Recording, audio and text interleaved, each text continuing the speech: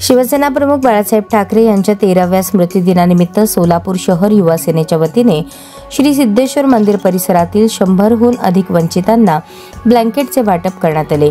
बाळासाहेब ठाकरे यांनी दिलेल्या 80% समाजकारणाच्या शिकवणीप्रमाणे समाजसेवेचा अखंड ज्ञानयज्ञ सुरू ठेवणे हीच त्यांना खरी आदरांजली असे शहर प्रमुख विठ्ठल वानकर यांनी सांगितले।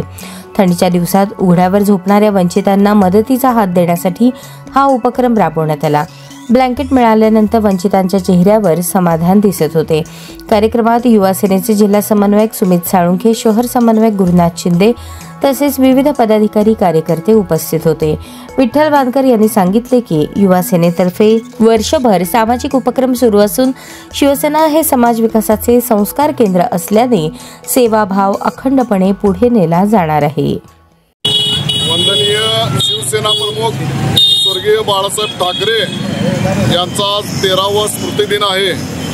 या स्मृतिदिनानिमित्त शहर युवा सेनेच्या वतीने आज आपल्या सोलापूर शहरातील सिद्धेश्वर मंदिरालगत असलेल्या अनेक निराधारांना आणि गरजूंना ब्लँकेट वाटपचा कार्यक्रम या ठिकाणी घेण्यात आलेला आहे। निश्चितच सांगायला आम्हाला आनंद वाटतो।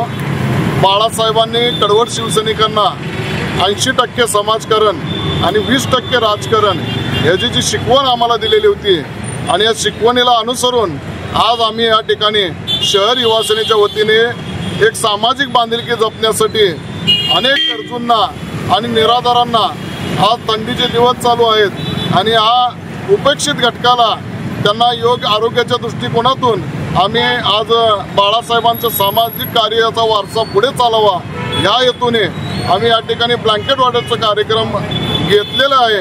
यापुढे देखील काळात शिवसेना या वंचित घटकासाठी, निराधारासाठी आणि जनसामान्य लोकांच्या न्याय हक्कासाठी त्यांच्या अडीअडचणीला नेहमी धावून येईल याची ग्वाही निमित्ताने आम्ही देतो आणि या ठिकाणी थांबतो।